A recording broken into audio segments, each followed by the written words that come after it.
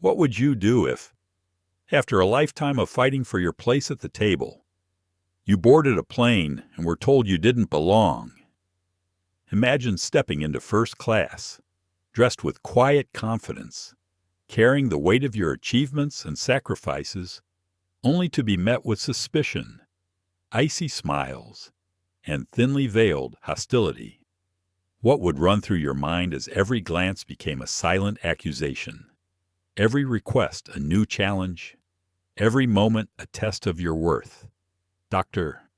Naomi Sinclair is one of the most powerful women in American business, a biotech CEO, a builder of bridges, a mother, a daughter. But today, at 30,000 feet, her dignity is put on trial in front of strangers. Would the world have her back, or would silence win again? How much does your seat cost when the price is your own humanity? And if you were in her shoes, would you stand up, or would you be the one who looks away? Before we begin this extraordinary true story of humiliation, resistance, and the shocking fallout that changed an entire industry, don't forget to like, share, and subscribe to our channel. You won't want to miss what happens next. The first thing Dr. Naomi Sinclair notices is the coldness in the air, sharper than the chilled glass doors at Liberty Skyport in Chicago. There is a unique chill that comes not from temperature, but from the way people glance, then look away. It is 5:30 in the morning. Naomi stands just outside the premium check-in, suitcase in one hand, briefcase in the other, phone balanced on her wrist like a shield. She is dressed in a navy wool blazer, pressed white blouse, slacks cut perfectly at the ankle, simple black loafers, no designer logos, nothing flashy, everything clean and deliberate. For Naomi, understatement is armor. There is a humming anxiety in the terminal, the quiet bustle of seasoned travelers. Overhead, an announcement, Vanguard Airlines flight, H08 boarding in 40 minutes. Naomi exhales, adjusting the strap on her briefcase. She is used to this world.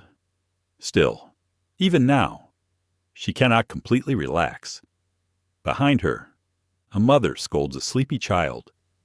At the coffee stand, two men in matching suits laugh over their phones.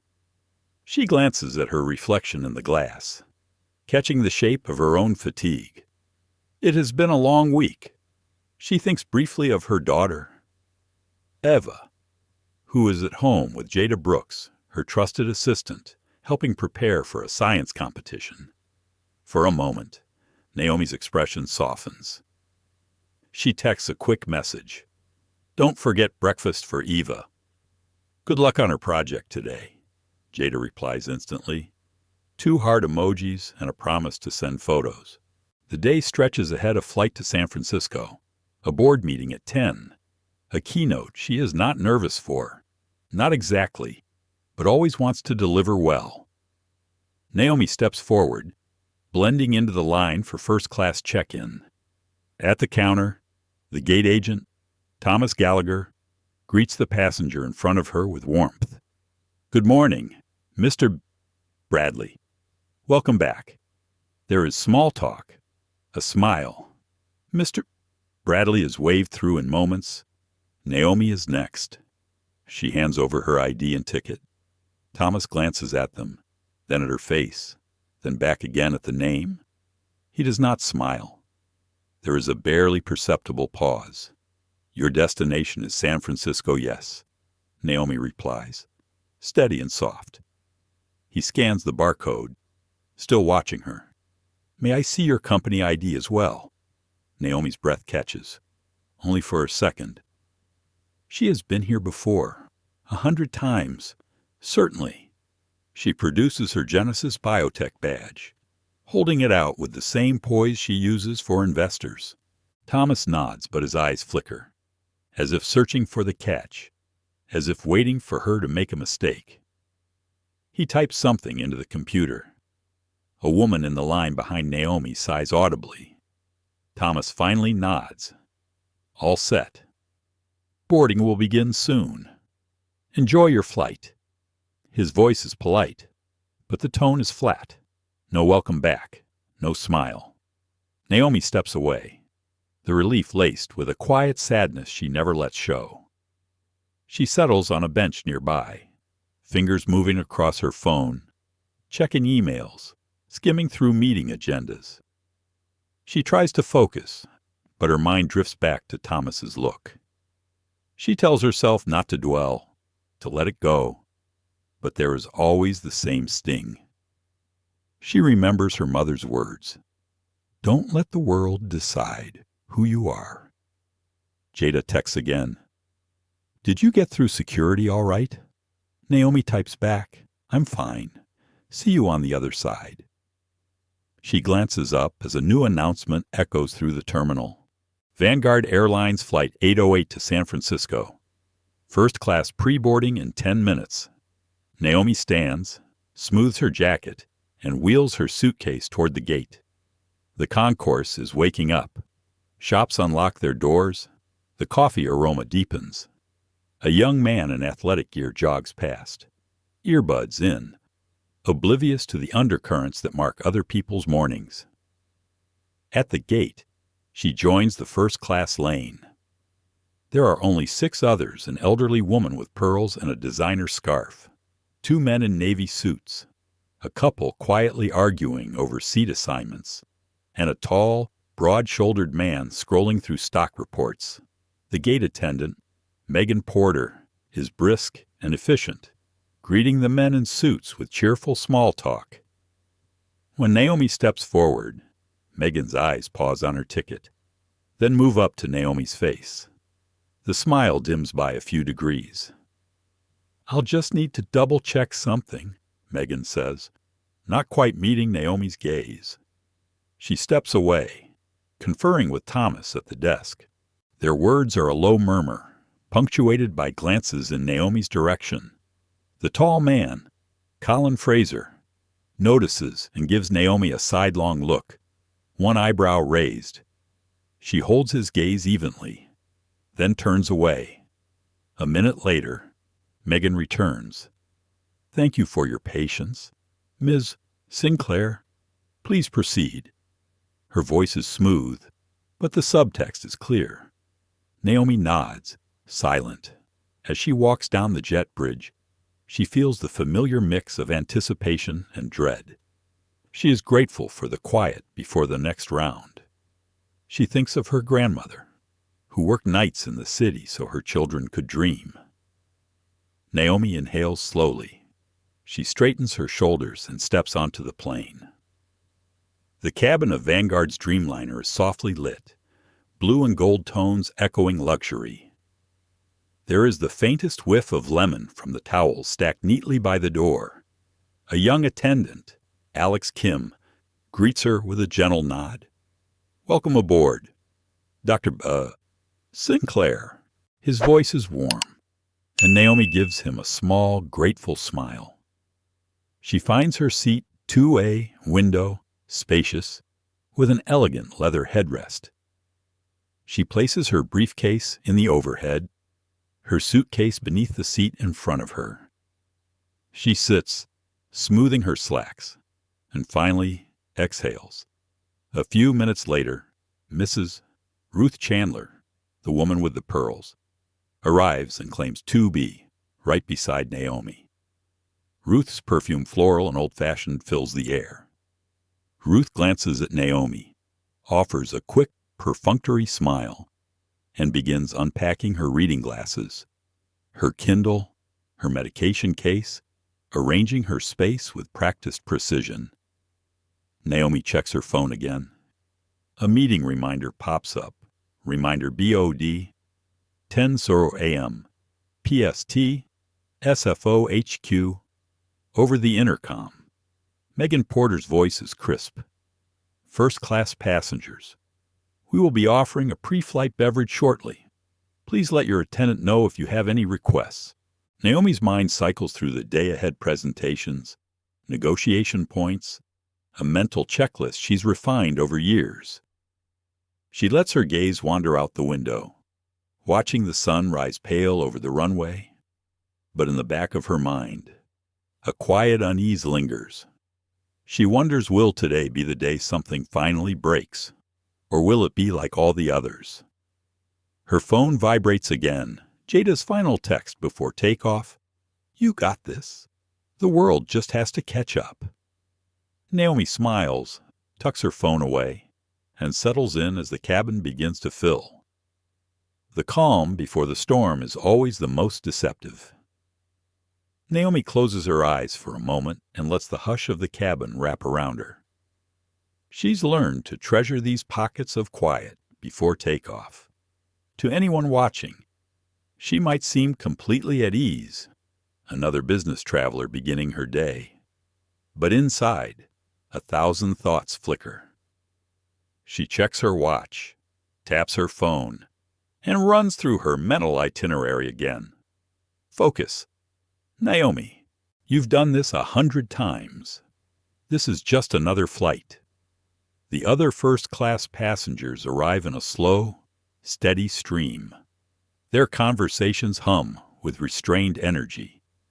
Colin Fraser, the tall man from the gate, sinks into 1A and immediately claims both armrests, scrolling through emails on his phone.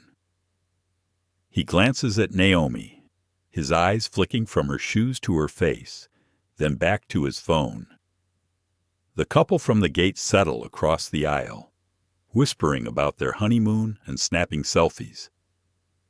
The air shifts as Megan Porter steps into the aisle, a clipboard in hand. Her shoes click softly on the carpet. Naomi feels her presence before she hears her voice. Megan stops by Naomi's seat, her smile practiced but chilly. Good morning, Dr. Sinclair. May I see your boarding pass again? Please. Naomi hands it over without hesitation, maintaining eye contact. Megan studies the ticket for an uncomfortably long moment, as if expecting it to transform into something else in her hand. Then, with a curt nod, she hands it back. Thank you. Just a standard verification, she says, her tone clipped. As Megan moves on, Naomi feels Ruth Chandler's gaze settle on her. Ruth is adjusting her seat controls, trying to find the right angle for her legs. Isn't it odd, Ruth says, half whispering, that they're so particular about the tickets these days? Naomi's smile is polite, but doesn't quite reach her eyes. I suppose security is everyone's priority, she replies, careful not to sound defensive. Ruth hums, unsatisfied. She resumes arranging her things, occasionally glancing at Naomi's hands as if expecting to see something out of place. The pre-flight service begins. Alex Kim glides down the aisle with a tray of drinks, his movements graceful, voice soft. He offers orange juice, champagne, and sparkling water to Colin and the newlyweds, pouring the beverages into crystal glasses. When he reaches Naomi, there's a slight pause. Would you care for anything to drink? Dr. Sinclair, water's fine. Thank you, Naomi replies. Alex pours water, but instead of reaching for a glass, he hesitates, then pours it into a clear plastic cup. Naomi catches the subtle apology in his eyes as he hands it over. She accepts the cup, her hand steady, her face unreadable.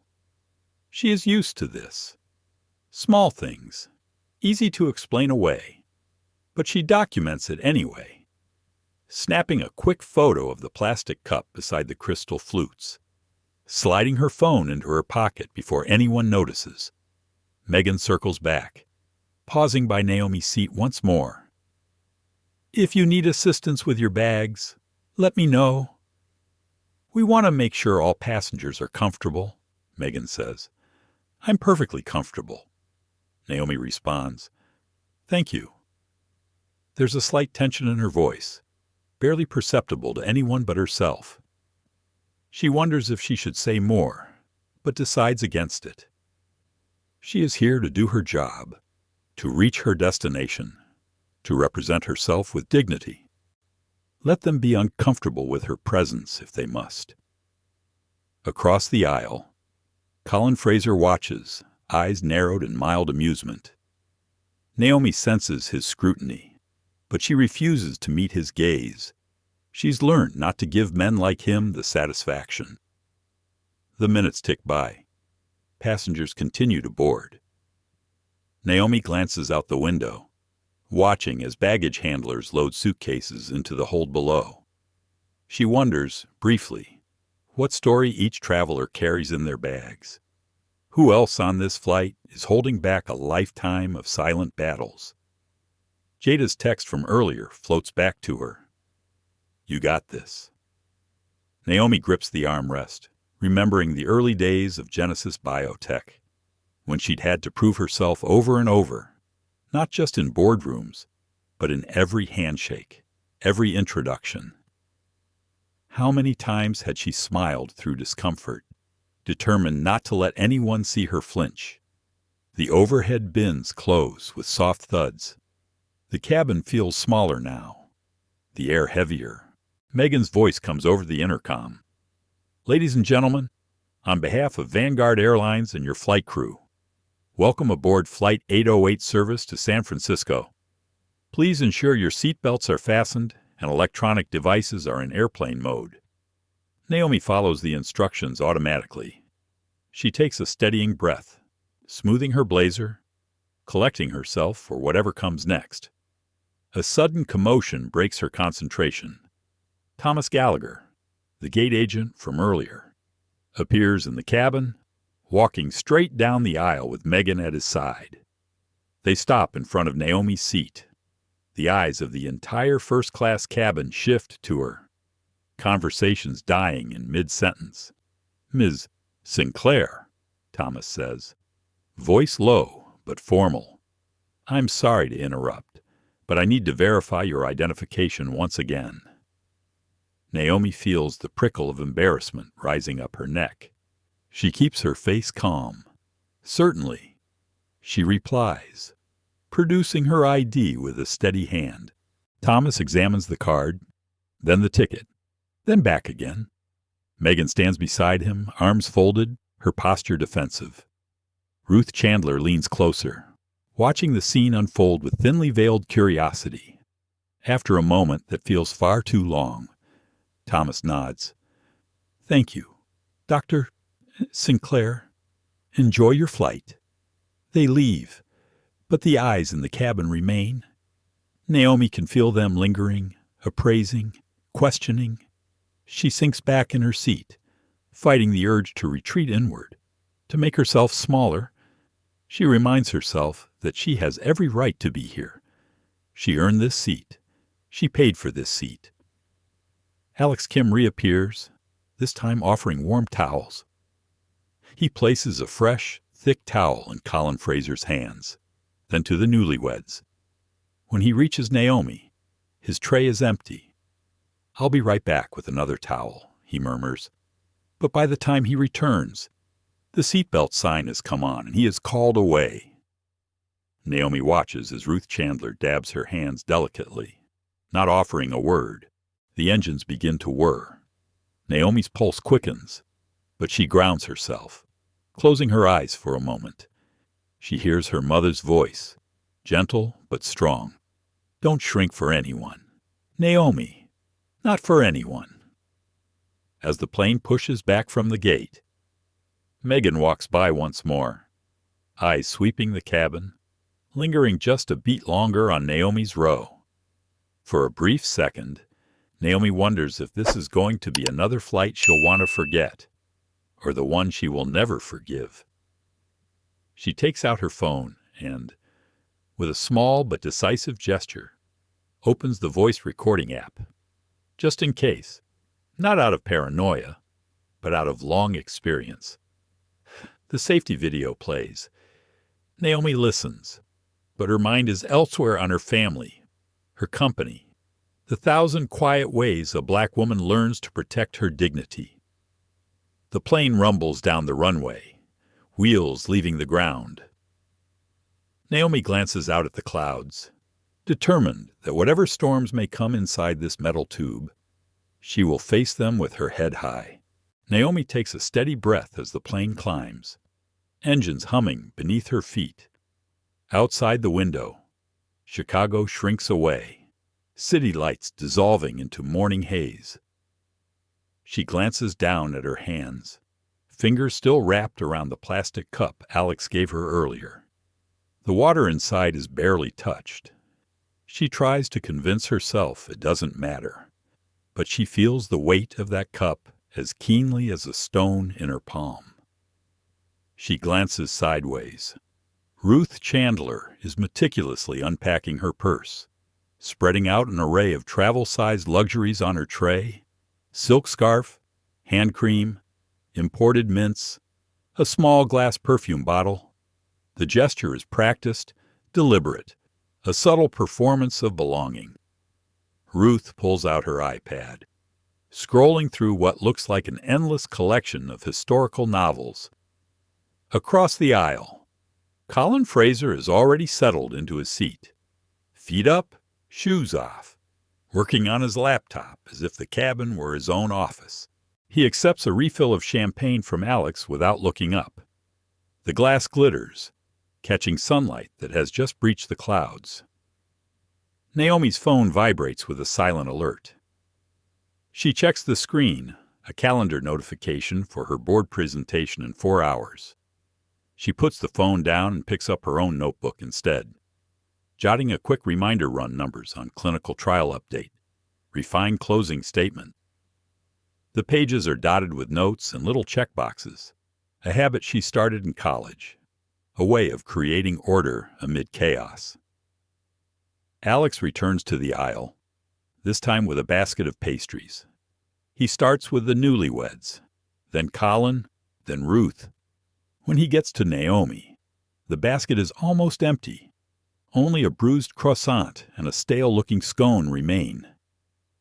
Naomi's stomach tightens, but she keeps her expression neutral. "I'm sorry, Dr. Sinclair," Alex whispers, glancing quickly at Megan, who is watching from the galley. "We'll have more options during breakfast service."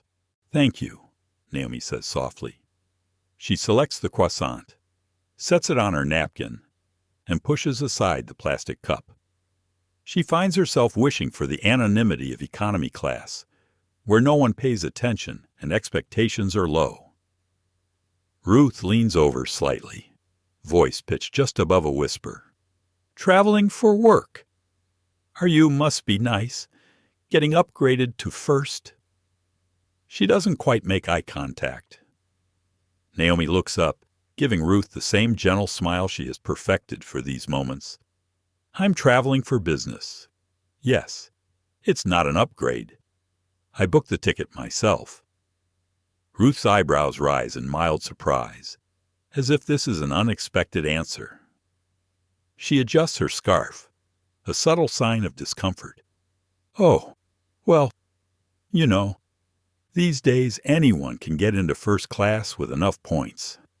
My nephew used to fly business until he found out how easy it was to get an upgrade." Naomi feels the familiar ache in her chest. She wants to reply, to explain that this seat was purchased, that she's worked decades for these moments, that no one has ever handed her anything. But she knows from experience that some explanations are never really heard. She turns back to her notebook. On the page, she draws a small circle, shading it in until the pen nearly pierces the paper. Megan appears in the aisle, holding a clipboard. She leans in toward Alex, whispering something while glancing at Naomi's row. Naomi catches only fragments of their conversation. "Just make sure. Protocol. Special requests. Need to check again." Megan straightens and moves down the aisle, eyes scanning the other passengers. Naomi senses the tension in Alex's posture, a discomfort that doesn't belong to her, but is somehow directed at her all the same. Breakfast service begins. Naomi is last to be served. She receives an omelet, toast, a single pat of butter in a plastic packet. Ruth's tray, by contrast, is adorned with fresh fruit, a yogurt parfait, and a cinnamon roll.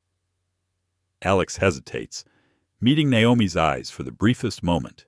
She nods, wordless, silently signaling that it's all right. She can bear this.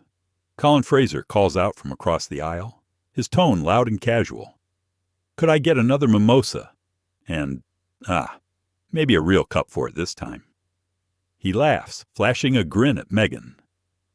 She responds with a tinkling laugh of her own. "Certainly. Mr. Fraser?" She brings out a new crystal glass, wipes it in front of him, and pours the drink with a flourish. The performance is unmistakable. Naomi watches this exchange, her hands resting quietly on her tray. She cannot help but notice the differences. She records them in her mind, one by one, building a quiet case she knows she may never use. In her chest, something tightens. She thinks of her daughter Eva, who will one day enter rooms and cabins like this, facing the same unspoken rules. She wants to believe she can make things better, but change always feels impossibly slow. She glances at the seat back in front of her, at the in-flight magazine's cover, a smiling woman of color, arms crossed in a pose of confidence. Beneath the headline, "Diversity Takes Flight." Naomi nearly laughs at the irony, but instead she closes her eyes. She drifts for a moment, memory surfacing a high school debate, a panel of judges skeptical of her abilities, the one teacher who believed in her. She hears that teacher's voice now. "You belong in every room you enter. Don't let anyone decide otherwise."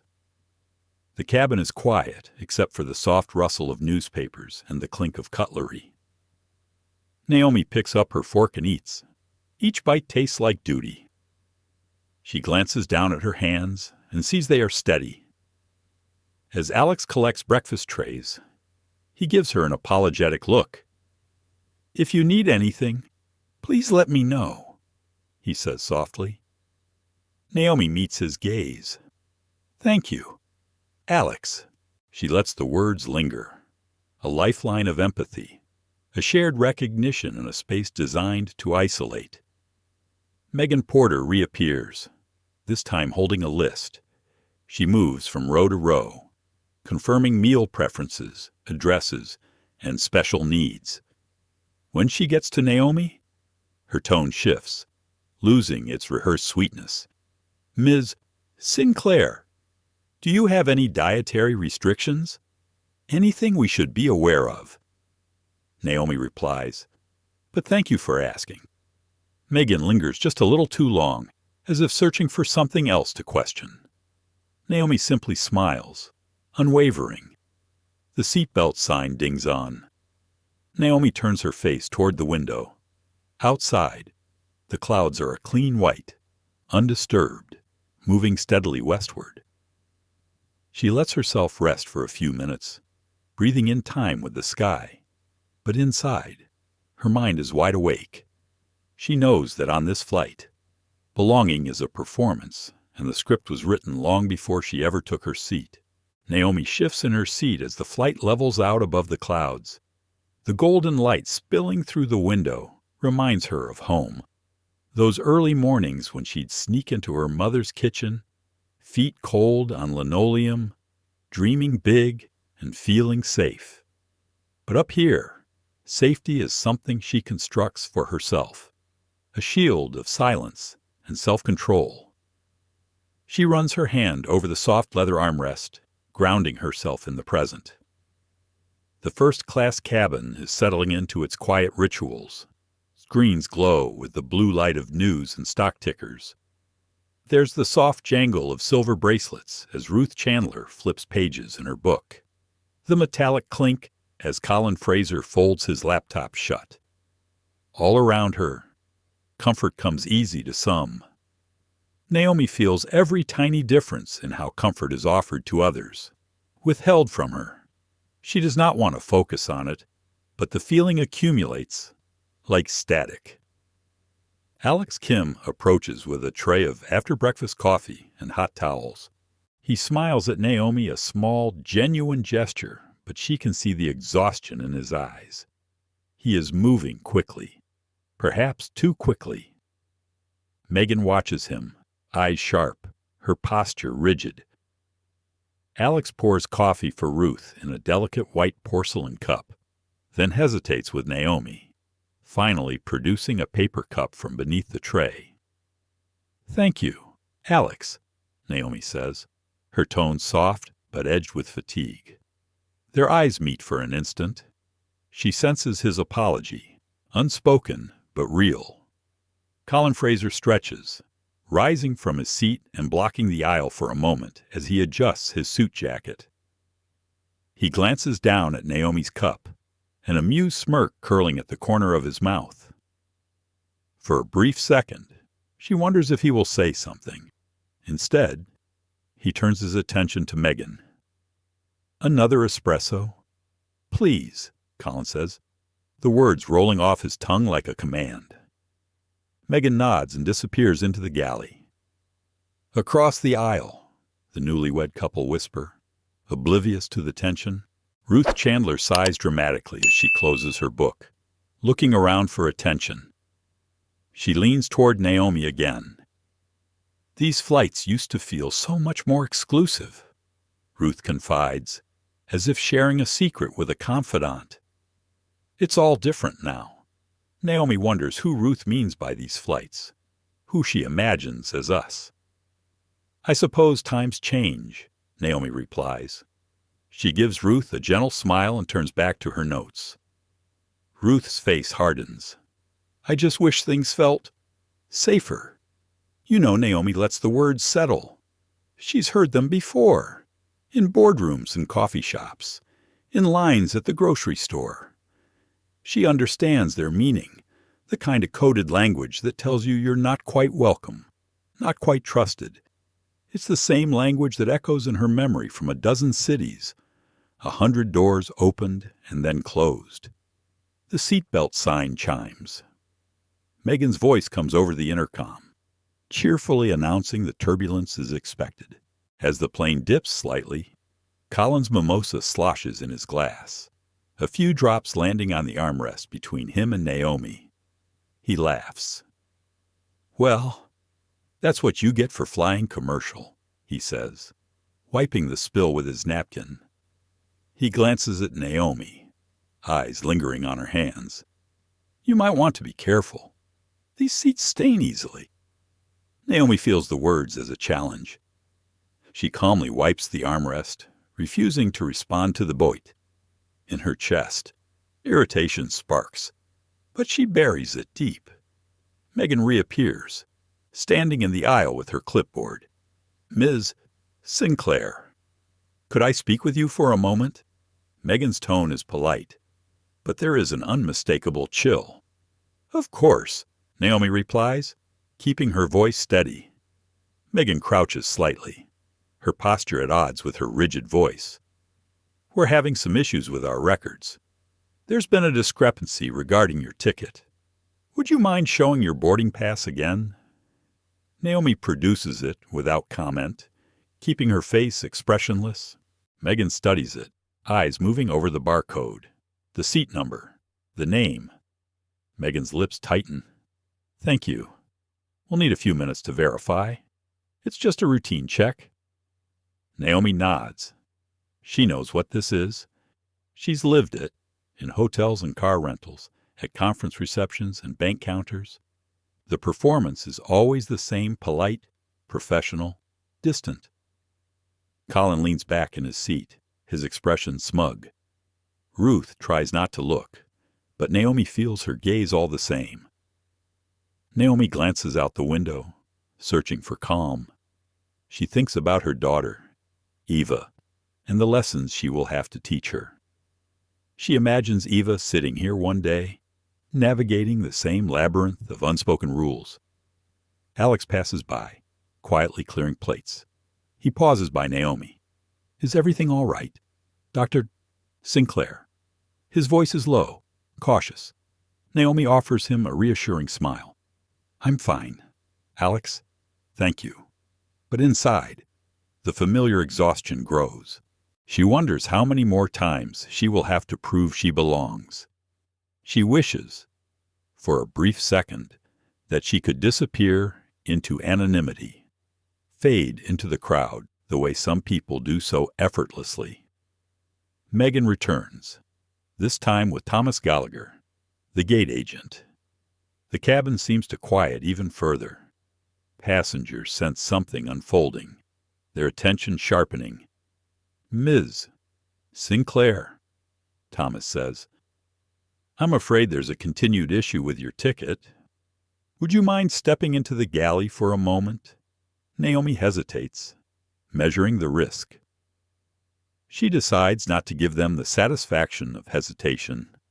She rises, collecting her phone and boarding pass, and follows them to the small galley at the front of the cabin. The space is cramped, the hum of the engines loud in her ears. Megan and Thomas stand close, the door to the cabin left just barely ajar.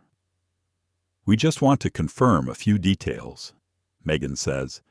"There have been reports of fraudulent ticket purchases recently, and we have to be careful."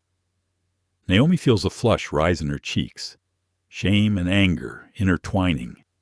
Her mind flashes with questions. Is it her name, her face, or simply that she does not look like what they expect to see in this space? She holds out her ID again, her Genesis biotech badge. She meets their eyes, her voice calm. "Is there a specific problem with my documentation?" Thomas avoids her gaze. Megan frowns at the badge, flipping it over as if searching for a hidden flaw. "No, not at this time. We just need to be thorough. We'll escort you back to your seat." Naomi breathes in, steadies herself, and follows them back to her row. She feels the eyes of the cabin on her, the judgment, the silent questions. As she sits, she looks out at the clouds once more. She vows silently that she will not shrink. Not now, not ever. Naomi settles back into her seat, feeling the press of judgment from all sides. She slides her phone into her lap, thumb hovering above the record button. Her mind is a flurry of calculations. What will I say if they escalate this further? What happens if I stand my ground? What example am I setting not only for myself, but for Eva, for Jada, for every young woman who watches what I do and how I do it? Ruth Chandler fidgets next to her, clearly uncomfortable. The air between them is thick with unsaid things. Ruth smooths her skirt, glancing sideways at Naomi with an awkward attempt at a smile. Colin Fraser, meanwhile, is openly watching the front of the cabin, as if expecting a show. His phone rests on his knee, camera app quietly open. Naomi wonders if he's recording for proof, for entertainment, or just in case he needs to defend himself later. Megan Porter returns. Her posture is firm, voice steady but sharper now. "Dr. Sinclair, I need to ask you again to produce identification and your boarding pass. Our system still cannot confirm your purchase." Naomi's voice is calm and measured, though she can feel her pulse in her fingertips. "I've already provided both multiple times. If there's an actual issue, I'd like a clear explanation. Otherwise, I respectfully request you treat me the same as every other passenger in this cabin." A hush falls over first class. Even the newlyweds have stopped whispering. The tension is a living thing now, crawling up the walls and settling over everyone. Ruth looks down at her lap, visibly shrinking. Alex Kim, tray in hand, pauses in the aisle, concern written on his face. Colin leans in, his words pitched for others to hear. "Maybe you should just do what they ask," he says. "It'll be easier for everyone." Naomi meets his eyes, unwavering. "I am doing exactly what's required of any passenger. Nothing more, nothing less." Megan's jaw tightens. She glances at Thomas Gallagher, who now stands at the curtain, blocking the way to the rest of the plane. There's a flash of frustration in Megan's eyes, a moment of uncertainty, perhaps even doubt. But her professionalism wins out. She addresses Naomi, her words clipped. "If you refuse to comply, I'll have no choice but to escalate this to the captain." Naomi's voice is steady. "Please do." She feels her heart pounding, but she will not let it show. She knows the script, how quickly the narrative can turn, how easily resistance can be labeled as aggression. She fights the urge to shrink into her seat, to apologize for her existence. Instead, she straightens her back and folds her hands in her lap. Alex moves toward Naomi's row, eyes darting between her and Megan. "Is everything all right here?" His tone is gentle but assertive. Megan snaps, "This is a private matter. Alex, please continue your duties." Alex hesitates, then nods, but not before giving Naomi a look that says, "I see you. You're not alone." Colin, emboldened, leans forward. "We all just want to get to San Francisco without delays." Why make a scene? Naomi resists the urge to laugh. Scene. She thinks, "I didn't ask for any of this. I just wanted to fly." She bites back the retort and instead focuses on her breathing, channeling her frustration into focus. Moments later, Captain Luis Rivera enters the first-class cabin. He is tall, with salt and pepper hair, his uniform immaculate. He looks at Megan, then at Naomi, then at the silent, tense faces of the other passengers. Captain Rivera speaks with calm authority. "Dr. Sinclair, my crew has informed me of a ticket discrepancy. May I see your documentation one more time?" Naomi hands over her documents. Her fingers are steady, her gaze unbroken. Captain Rivera inspects her ticket, her ID, her company badge, and even checks the app on his tablet. After a long, silent moment, he looks up. "Your credentials appear to be in order. I see no irregularity," Captain Rivera says, his voice neutral but firm. "Megan, please return Dr. Sinclair's documents." There's a beat of silence. Relief sweeps through the cabin, but the relief is brittle, edged with suspicion and resentment. Megan's face flushes as she hands back Naomi's ID and ticket. Naomi nods, her gratitude for the captain unspoken but real. She glances at Alex, who meets her eyes with a brief smile. Ruth shifts in her seat, murmuring something Naomi can't quite hear. Captain Rivera addresses the cabin. "We apologize for the delay and thank you for your patience. Please enjoy the rest of your flight." He turns to leave, but Megan lingers. She looks at Naomi as if she wants to say something more, perhaps even apologize, but she holds back. Instead, she stalks toward the galley, anger tightening her movements. Naomi exhales, allowing herself a moment of quiet.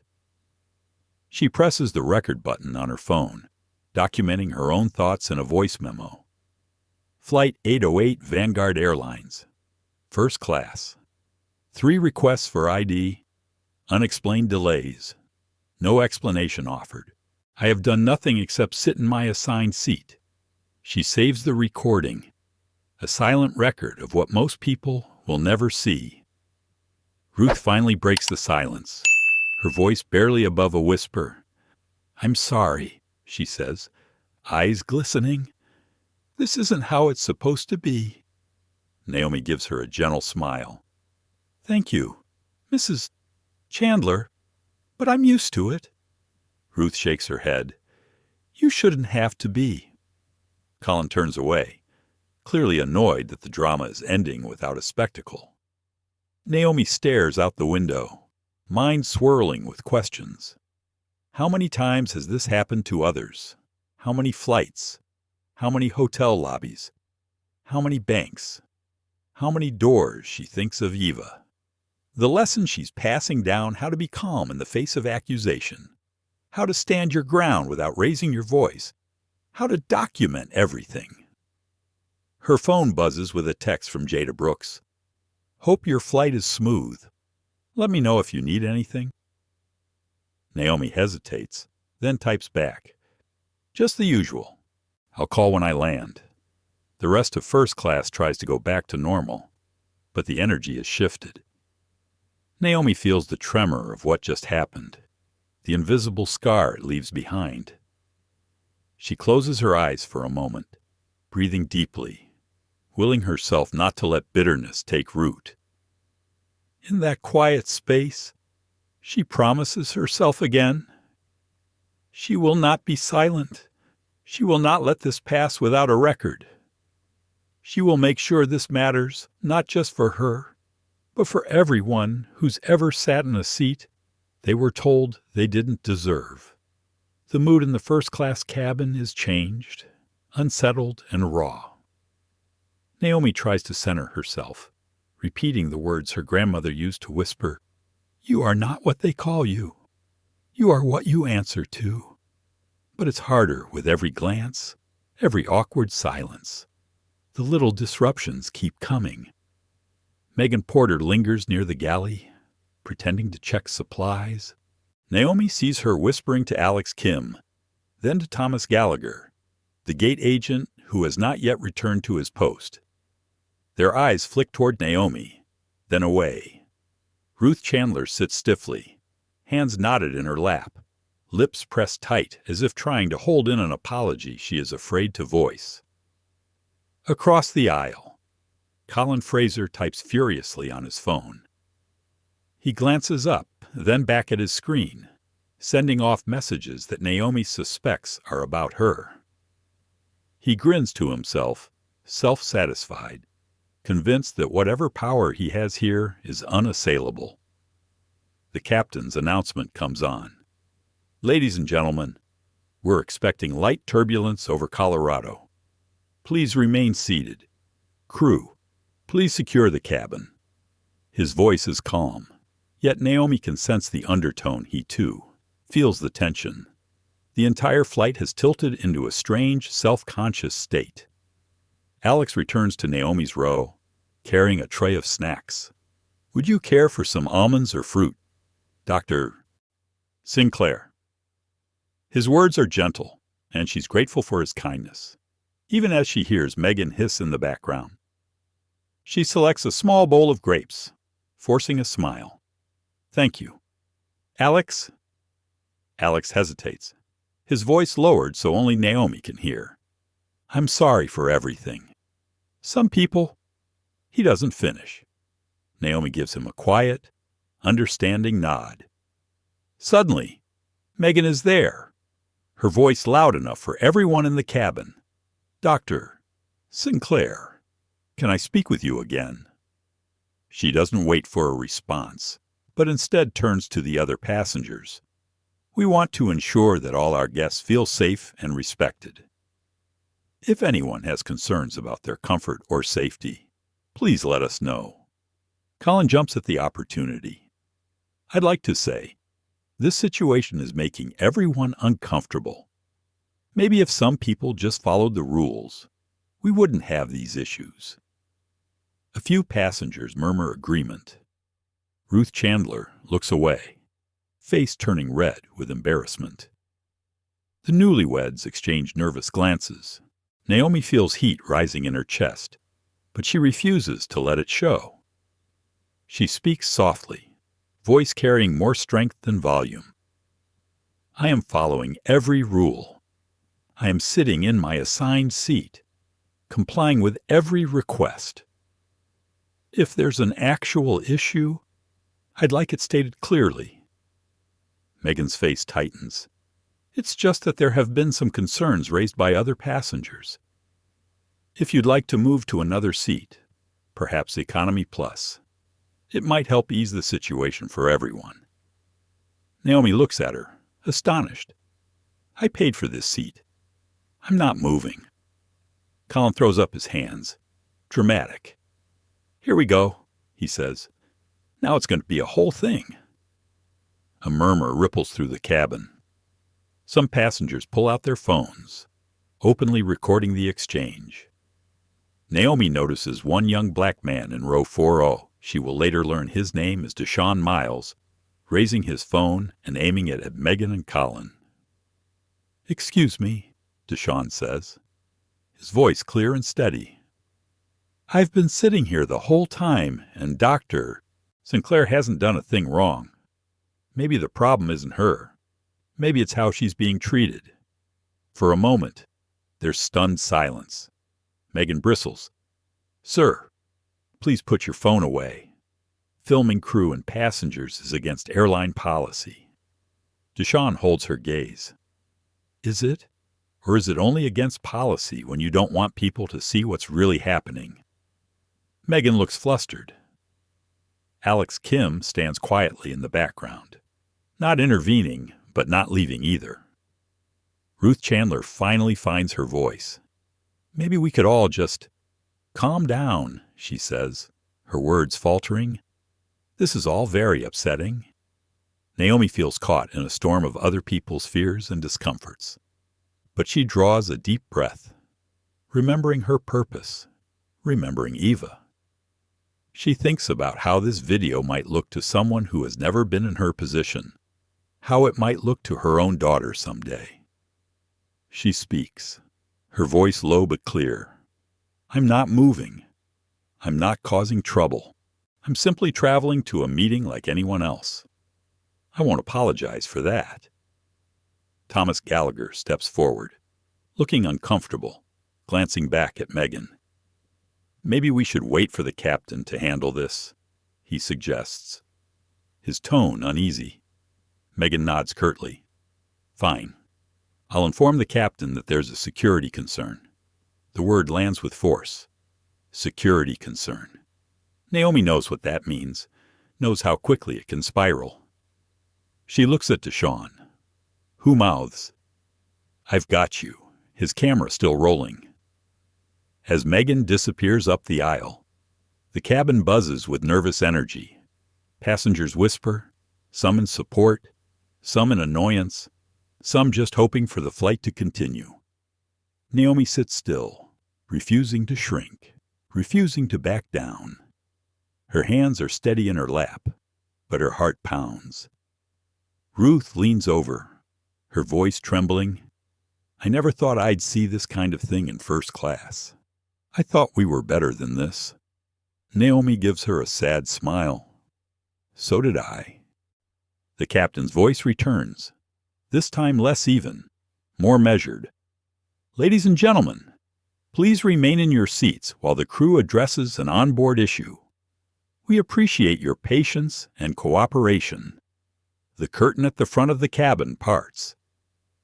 Captain Luis Rivera steps out, face stern, eyes scanning the room. Megan quickly approaches him, whispering furiously. Naomi watches his expression shift as he glances at her, then at Deshaun, then at the recording phones. He steps toward Naomi, every eye in the cabin fixed on him. "Dr. Sinclair, is there a problem here?" She looks up, voice steady but exhausted. "Only that I keep being asked to move seats without cause." Rivera nods, glances at Megan, and says quietly but firmly, "Please return to your duties. I'll handle this." He kneels beside Naomi's seat, lowering his voice. "I'm sorry this has happened. I'll make sure it stops now." Naomi nods, grateful for the first time in hours. She feels the whole cabin watching, the narrative shifting, the tension just beginning to loosen. She knows the storm is not over, but for the first time, she feels seen. Naomi watches Captain Rivera move back toward the cockpit, his voice low and steady as he speaks to Megan, who is now rigid with frustration. The energy in the cabin is electric, uneasy, but for the first time, Naomi senses a shift in the air. She is not alone. Eyes that once looked away now watch with open curiosity or concern. Still, Naomi knows this moment is fragile. The next move could change everything, Colin Fraser mutters under his breath, typing furiously on his phone. He glances around, lips pressed tight, clearly displeased that his flight is no longer proceeding as planned. Ruth Chandler clutches her purse to her chest, knuckles white. Her gaze is fixed on the floor, perhaps in shame, perhaps in fear of being drawn further into the drama. Alex Kim hovers at the edge of the aisle, his face conflicted. He wants to help, but is bound by duty, by hierarchy, by rules that were never meant to protect people like Naomi. Naomi catches his eye, offers him a small nod of thanks. Sometimes the most powerful connection is silent. A few rows back, Deshaun Miles is live streaming from his phone, narrating the incident for hundreds, then thousands of viewers as notifications and comments light up his screen. The cabin's tension is no longer private. It is broadcast to the world. Megan approaches again, now with a new sense of urgency. Her voice is controlled, but her words are edged with something sharper than professionalism. Dr. Sinclair, the captain has agreed to let you stay in your seat for now, but you should know that we are reviewing the entire passenger manifest due to a potential security concern. She glances at Deshaun's phone, eyes narrowing, and filming crew members is a violation of our policy. Naomi meets her gaze. I'm aware of the policy. I'm also aware of my rights. Colin raises his voice, eager to tip the balance. Isn't there a rule about disruptive passengers? He's clearly enjoying his role as self-appointed enforcer. Megan straightens her shoulders, nodding toward the back of the cabin. We're doing everything by the book, sir. Naomi feels anger threaten to break through her calm. She squeezes her hands together, holding her composure as her mind races. Is this what it will be remembered for, a spectacle in the sky? A woman put on trial in front of strangers. She feels a pulse of shame, and then, beneath it, a fire. No, she thinks, I refuse to be shamed for existing. Her thoughts drift to Eva, her daughter. She remembers tucking Eva into bed just last night, whispering the same words her mother once gave her. Your voice matters. No one can take away your worth. Naomi breathes deeply, centering herself. She is here not just for herself, but for everyone watching on the plane, on the internet, and at home. Megan makes her way to the intercom, her announcement tight and official. Ladies and gentlemen, due to an onboard situation, we are temporarily pausing service while the crew completes a security review. Please remain in your seats.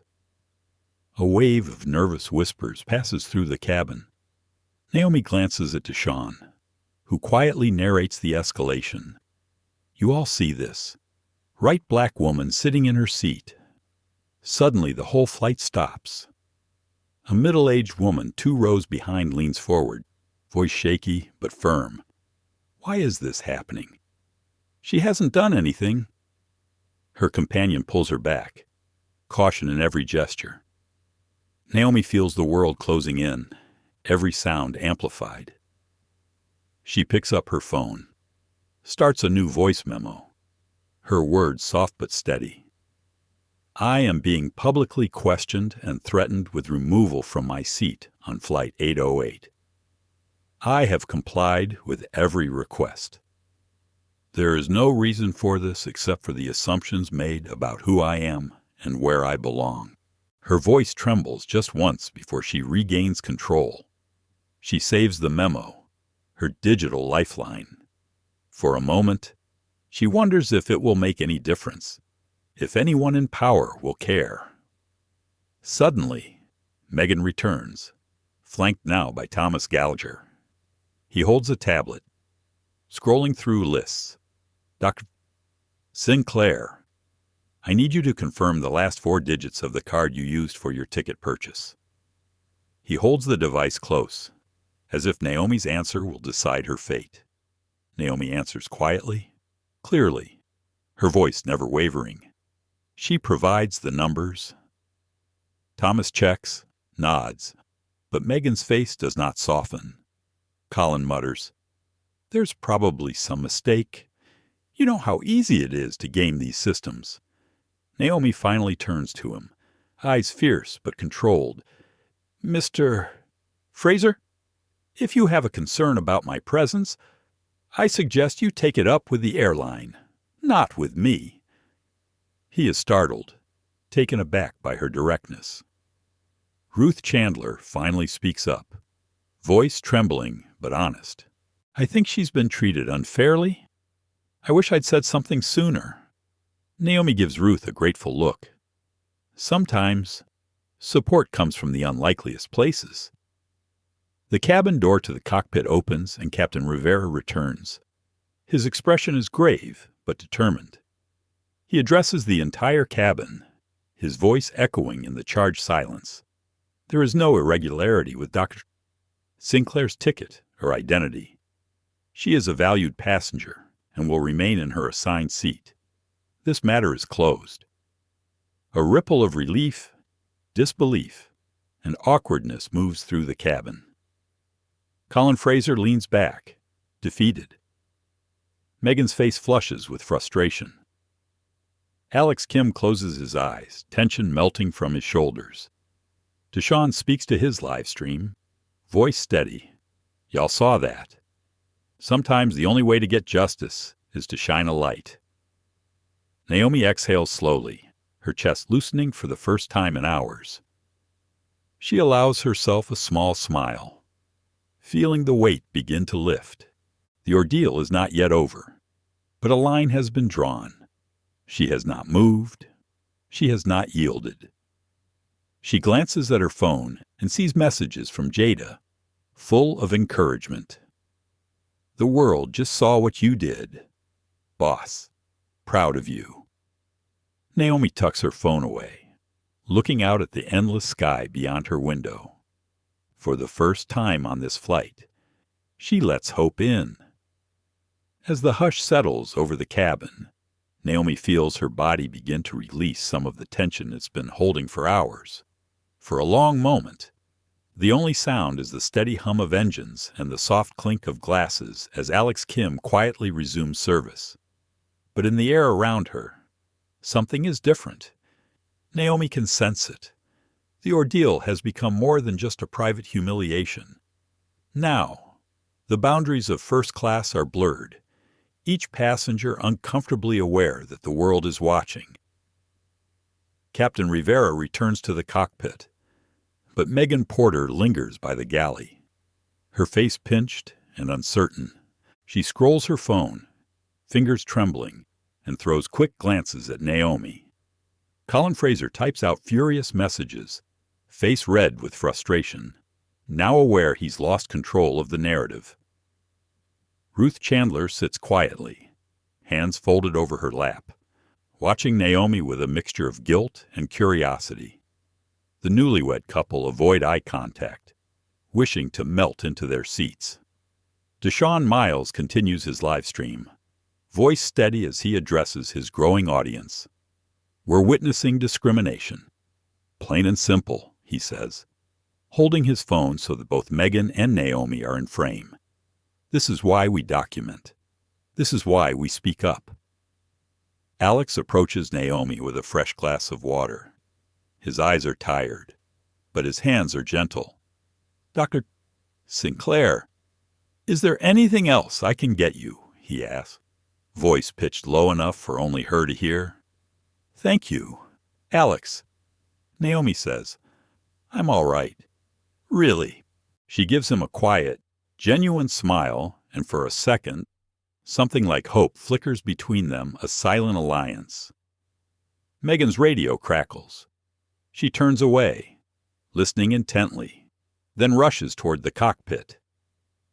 Naomi glances at the window, letting her thoughts drift.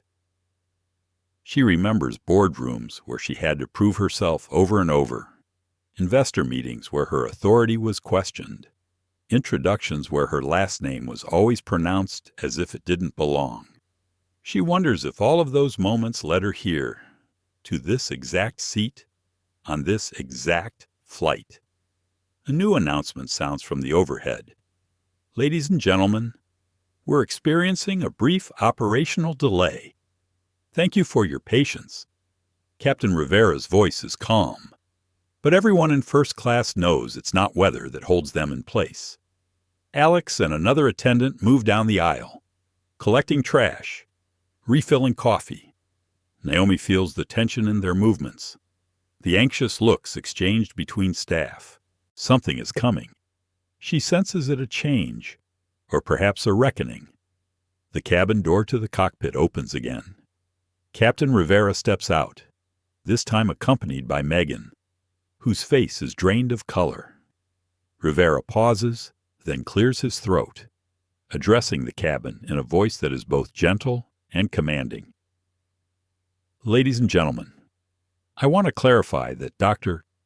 Naomi Sinclair is a valued passenger, and there are no irregularities with her ticket or credentials. She is, in fact, the CEO of Genesis Biotech and a lead partner in our airline's latest public health initiative. I ask for your respect and your patience as we complete this journey. Silence falls, thick and absolute. Colin Fraser's jaw drops. Ruth Chandler gasps softly, covering her mouth. The newlyweds exchange stunned glances. Naomi feels the shift in the air, as all eyes swing back to her, not with suspicion now, but with the uncomfortable shock of realization. She's not just any passenger. She is someone whose name matters, whose presence carries weight. Deshawn's live stream captures every second. His followers explode with comments and fire emojis. Did you all hear that he says? They tried to move a CEO out of her seat. Megan, for the first time, cannot maintain her mask of professionalism. She turns to Naomi, voice trembling. Dr. Sinclair, I didn't realize. I'm so sorry. Naomi meets her gaze, her own voice steady but weary. You shouldn't have to know who someone is to treat them with respect, she says. That's the problem. The words hang in the air, heavy with truth. Captain Rivera nods in agreement. On behalf of Vanguard Airlines, Dr. Sinclair, I sincerely apologize for what you've experienced today. I assure you there will be follow-up and accountability. Ruth Chandler leans over, voice soft and trembling. I'm so sorry for how I acted. Naomi, it wasn't fair. Naomi's lips curve in a gentle, forgiving smile, but her eyes are sad. Thank you. Ruth, I hope we all learned something from this. Colin, red-faced, stammers. If I'd known Naomi cuts him off gently, if you'd known, would you have acted differently? Or would you just have been more careful? She lets the question linger. It is not meant as an accusation, but as a mirror. Colin looks away, silent. Megan, now openly shaken, stands by, awaiting instruction. Naomi glances at her, then at Alex. Thank you both for continuing to do your jobs, she says quietly. But the message is clear. Do your jobs, but do them better. The air in the cabin is altered. Some passengers seem desperate to show sympathy, others uncomfortable with their own silence. Naomi feels exposed, but resolute. She knows there are still battles ahead. There always are, but for this moment, she stands unbroken. Deshawn lowers his phone, offering Naomi a fist bump and a quiet, "Thank you for holding your ground." Naomi takes a long breath, letting herself be fully present. She knows her story will not end here. In fact, this may only be the beginning. She pulls out her notebook, writing a single sentence. Dignity is not negotiable. As the plane resumes its journey, the clouds outside seem softer, the sun brighter, and the atmosphere inside the cabin, at least for now, changed. For a while after the reveal, the cabin is nearly silent. the air thick with discomfort and awe. Naomi remains seated in 2A, her posture composed, her hands folded in her lap, but her mind is working faster than ever. Now that her identity is known, she feels a strange mix of vindication and exhaustion. She wants to believe that what just happened will change something not just for her, but for everyone who's ever felt the sting of being questioned for simply existing in a place they belong. Captain Rivera stands at the front of the cabin, consulting quietly with Megan Porter and Alex Kim. Naomi watches as their body language shifts no longer the casual authority of gatekeepers, but the nervousness of people being watched. Perhaps for the first time, Megan's professional mask has fallen. Her hands shake as she takes notes on a small pad, trying to regain control. Alex stands by, listening closely, glancing often at Naomi as if seeking her approval, or perhaps her forgiveness. Across the aisle, Colin Fraser cannot quite bring himself to meet Naomi's eyes. He is busy with his phone again, but the bravado is gone, replaced by something brittle and uncertain. Ruth Chandler, by contrast, seems deeply affected. She fidgets with her pearl necklace, casting frequent looks at Naomi, as if searching for some sign of hope or redemption. Deshaun Miles, having stopped his live stream, now speaks quietly with other passengers. He tells them, "She handled it better than I ever could have. You all saw what happened." He offers Naomi a nod of respect, and she nods back, grateful for his presence, his courage.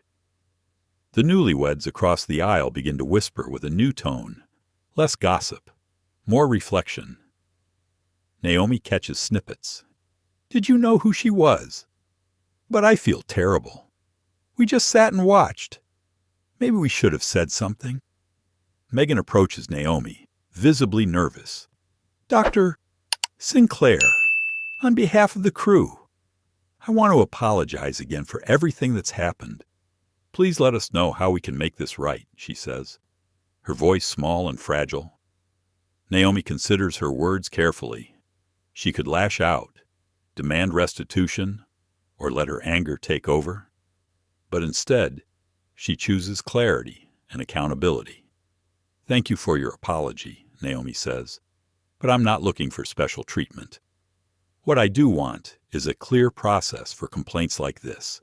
I want data transparency, an investigation, and I want your airline to report publicly on discrimination complaints, not just in sanitized numbers, but with real stories, real action."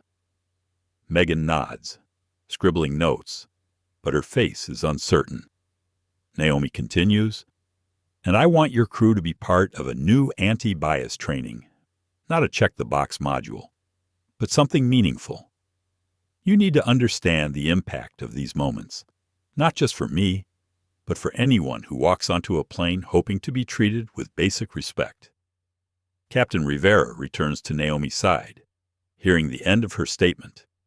"Dr. Sinclair, those are fair requests.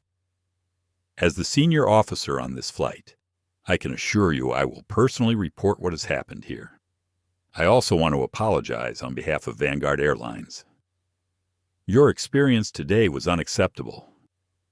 Naomi meets his gaze, searching for sincerity. "Thank you, Captain. Please remember what matters most is what happens next." Colin Fraser, emboldened by the shift in power, suddenly tries to recover his dignity. "I'd like to apologize as well. Dr. Sinclair," he says, but the words sound hollow, rehearsed. "I let my assumptions get the better of me. It won't happen again." Naomi holds his gaze for a moment. "Thank you for saying so, Mr. Fraser. I hope you'll remember this the next time you're in a position to speak up for someone else." Ruth Chandler finally finds her words.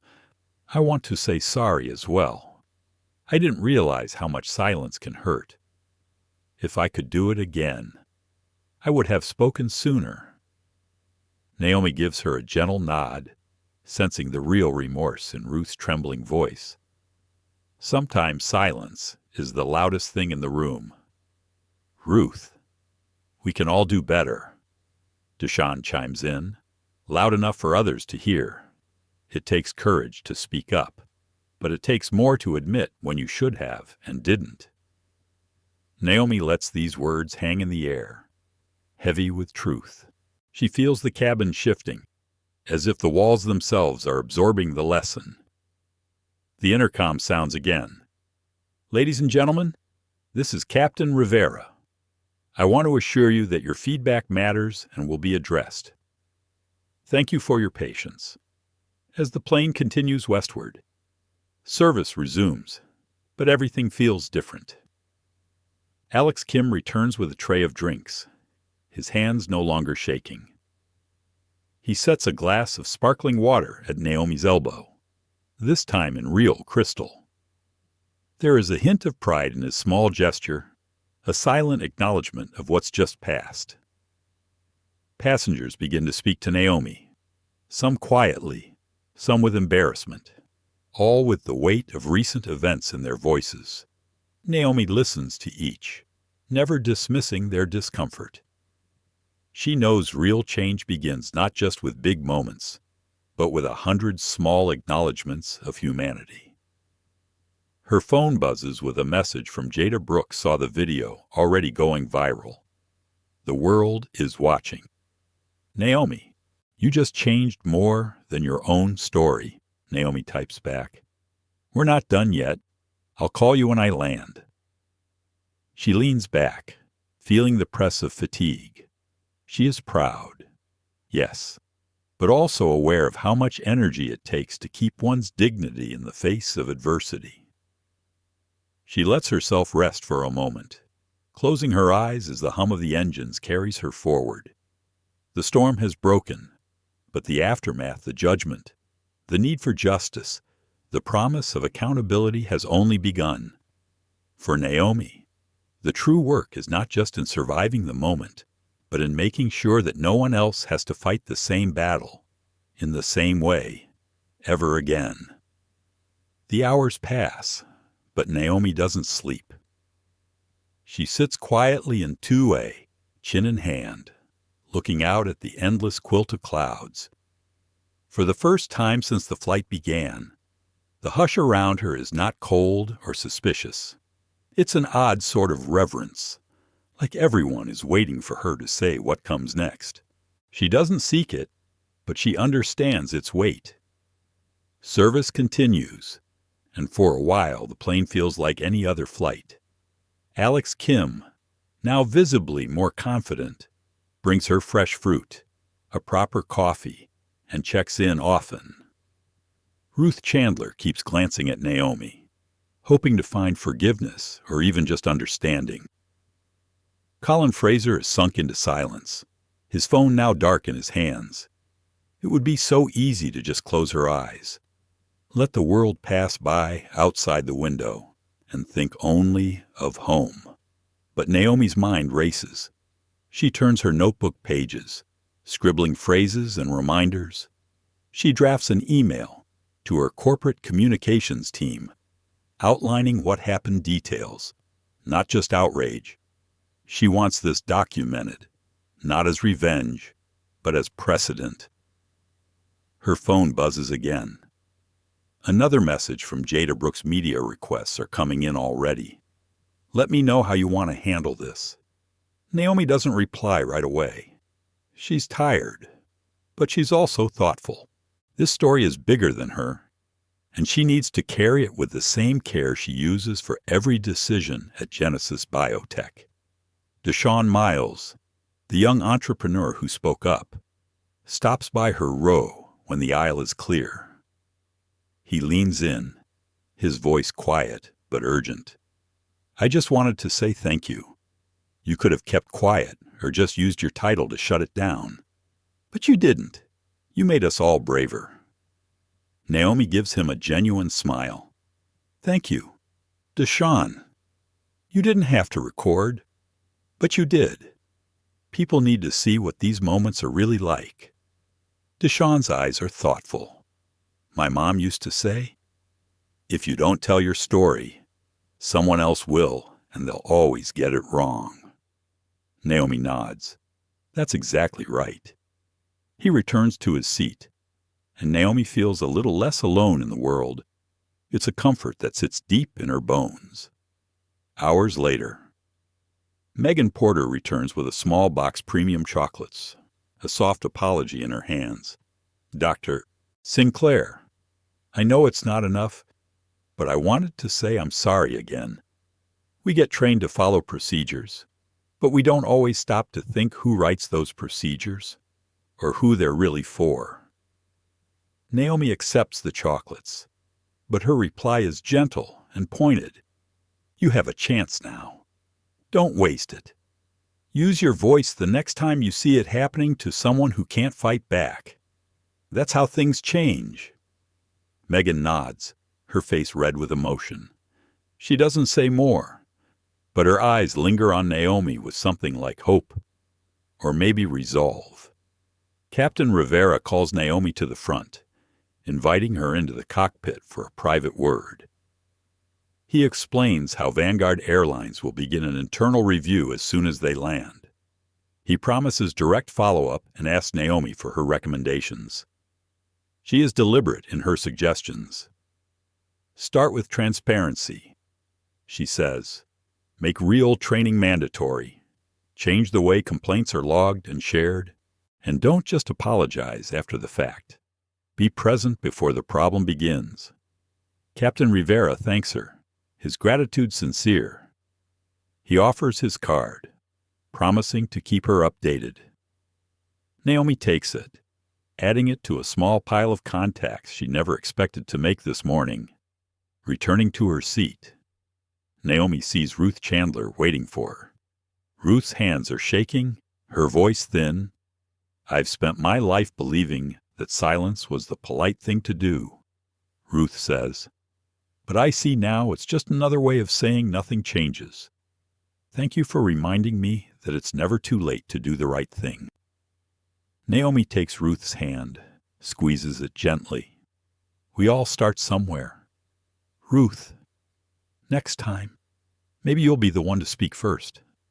Across the aisle, Colin Fraser gathers his things, packing up as if he can outrun his discomfort. Before he leaves, he stops by Naomi's row. Dr. Sinclair, I was wrong. I won't forget it. Naomi studies him for a moment, then nods.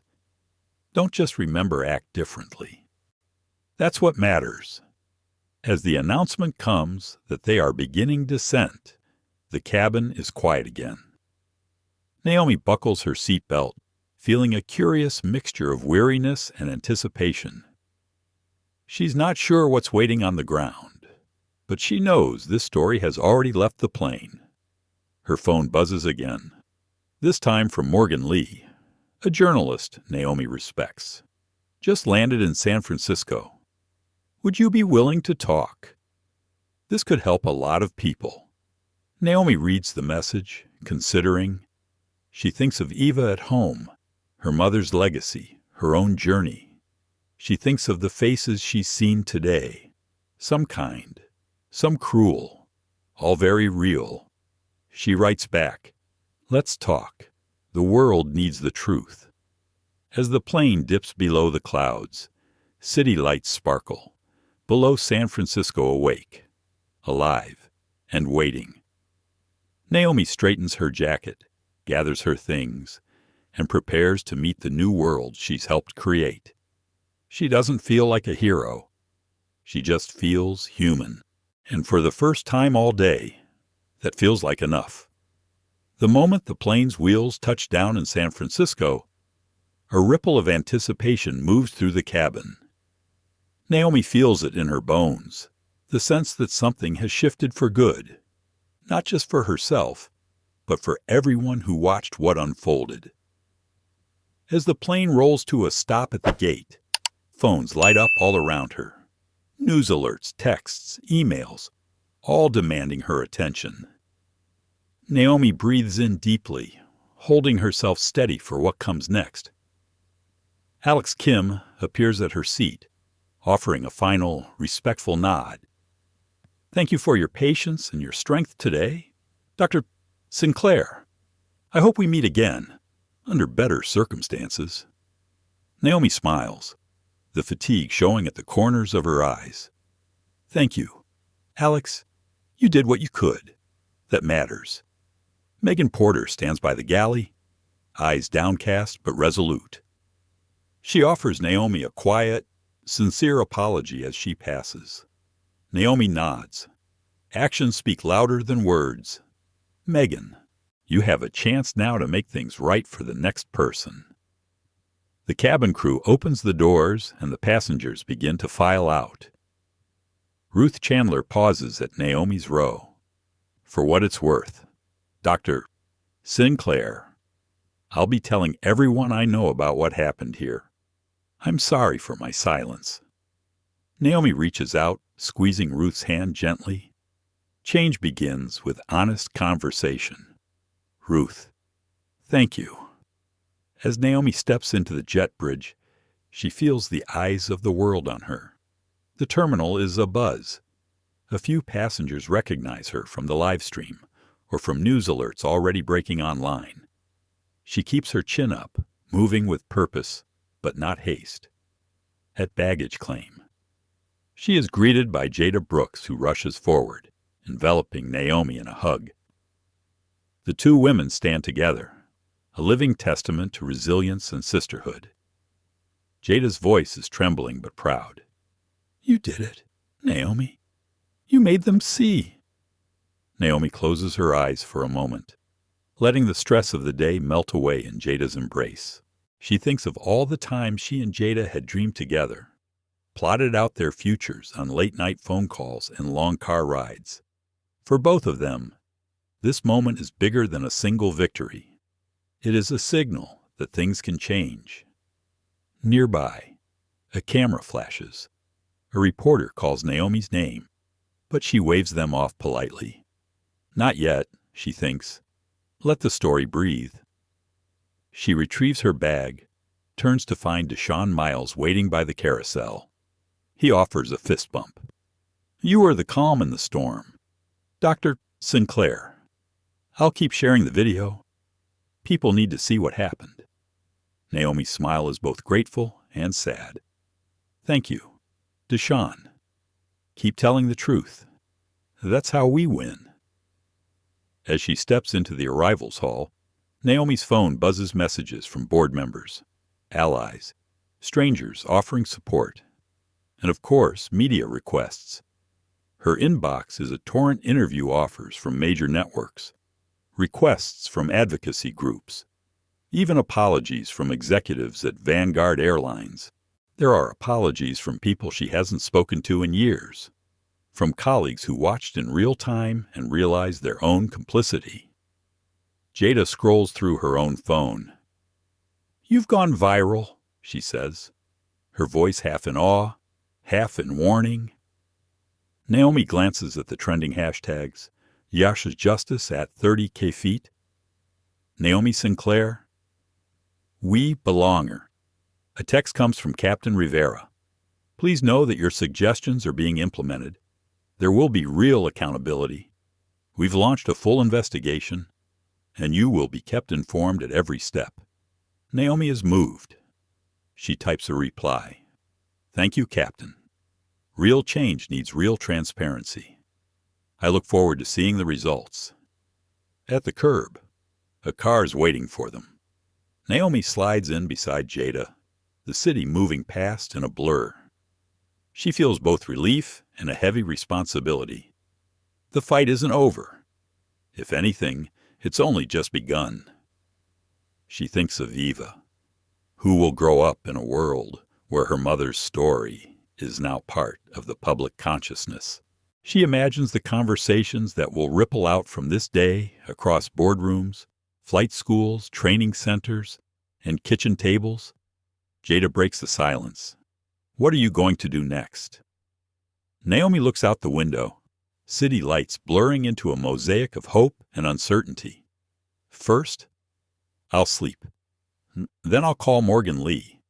Tell my story and make sure it doesn't get spun. Then I'll keep pushing until this isn't news anymore. Until it's just the way things are." Jada nods, understanding. The car pulls up to their hotel. Before Naomi steps out, she turns to Jada, voice low and sure. "We belong everywhere. Jada, every seat, every room." Inside the hotel lobby, staff recognize Naomi and Jada from the news. A front desk clerk offers a free upgrade, but Naomi waves it off. No special treatment. Please, just respect. They ride the elevator in silence, the exhaustion settling in at last. When they reach their suite, Naomi sits on the edge of her bed, phone in hand, and records a voice memo to herself. She talks about the small moments: the plastic cup, the second ID check, Ruth's apology, Alex's kindness, Deshawn's bravery. She reflects on how easy it would have been to let herself become hard, bitter, to let anger take over. But she didn't. She chose to stay soft, to stay open. That night, Naomi dreams of plains of clouds and sunlight, of passengers taking their seats without fear, of voices raised not in protest, but in welcome. She wakes to the knowledge that the world is watching, and that she has helped, in her own quiet way, to move it forward. Morning breaks over San Francisco, sunlight flooding through the hotel windows as Naomi rises. She stands in silence for a long moment, watching the city stir below. There is a gentle heaviness in her limbs, the ache of a long battle fought and, for once, not lost. She takes a breath, lets it out slow. Today is a new day, but the story from the sky has not finished echoing. Her phone is full of notifications, news outlets, colleagues, strangers from around the world reaching out with words of support and with stories of their own. Naomi scrolls through messages, some grateful, some hopeful, some angry, some simply looking for guidance.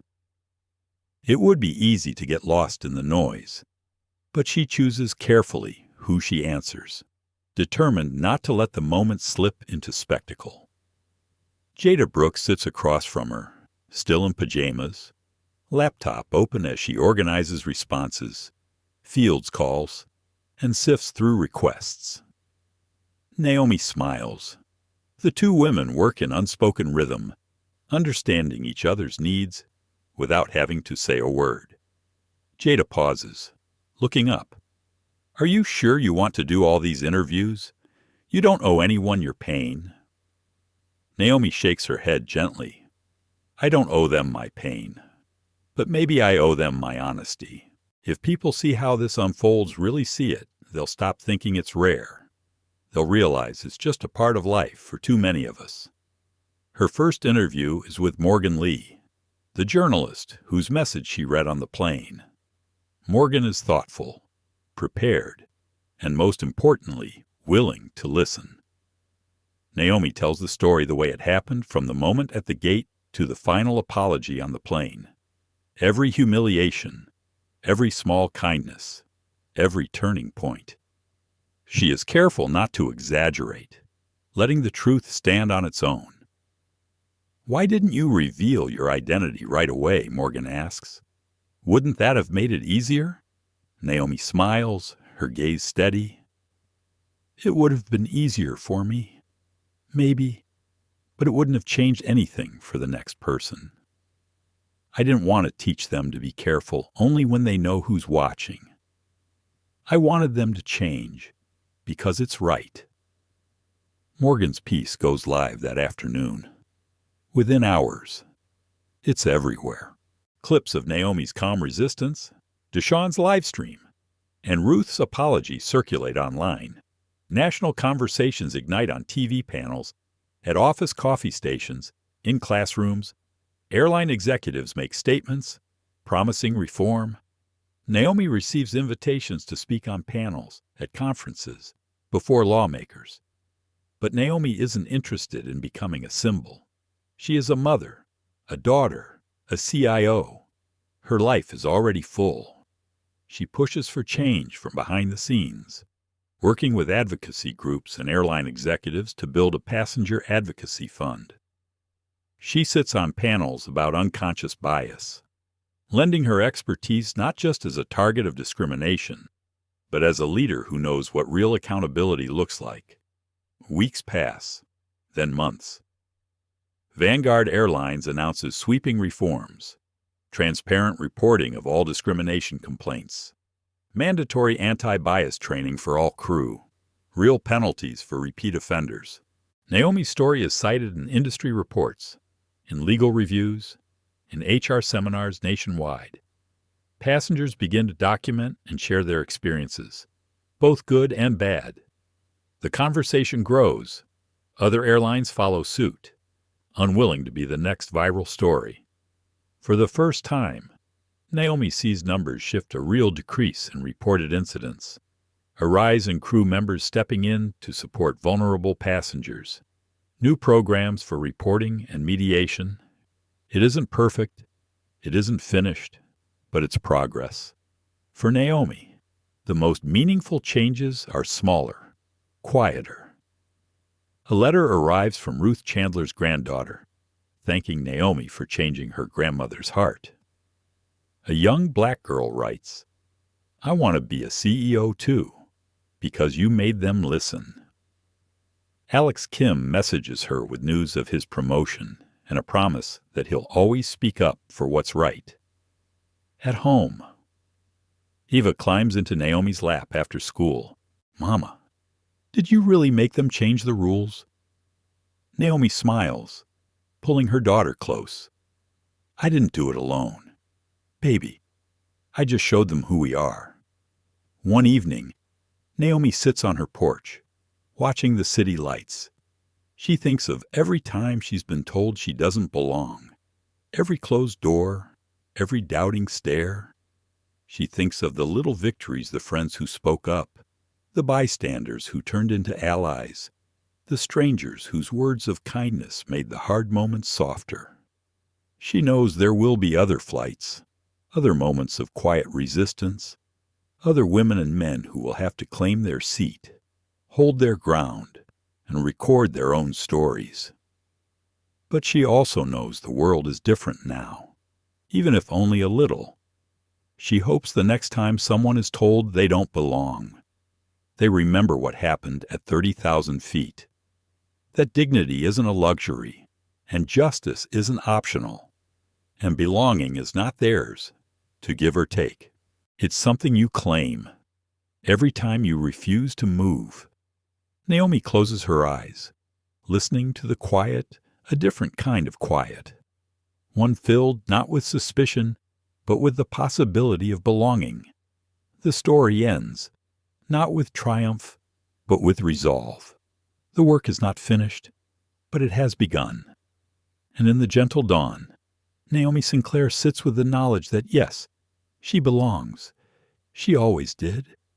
If you felt anger, heartbreak, or hope during this story, you're not alone. Dr. Naomi Sinclair's journey is a mirror reflecting every person who's ever been told you don't belong, and every silent witness who wished they'd spoken up. Let this story be a call to love deeper, stand taller, and never accept the poison of prejudice as just the way things are. Because dignity is not a luxury. Justice is not optional, and true belonging doesn't need permission. It demands courage, compassion, and action from us all. Remember, the smallest kindness can change the arc of someone's day. The smallest act of resistance can change the world. If this story moved you, if you believe everyone deserves a seat, then join us, like, share, and subscribe to our channel for more stories that speak truth, challenge injustice, and lift every voice. Your story, your presence, your courage, they all matter. We'll see you in the next video.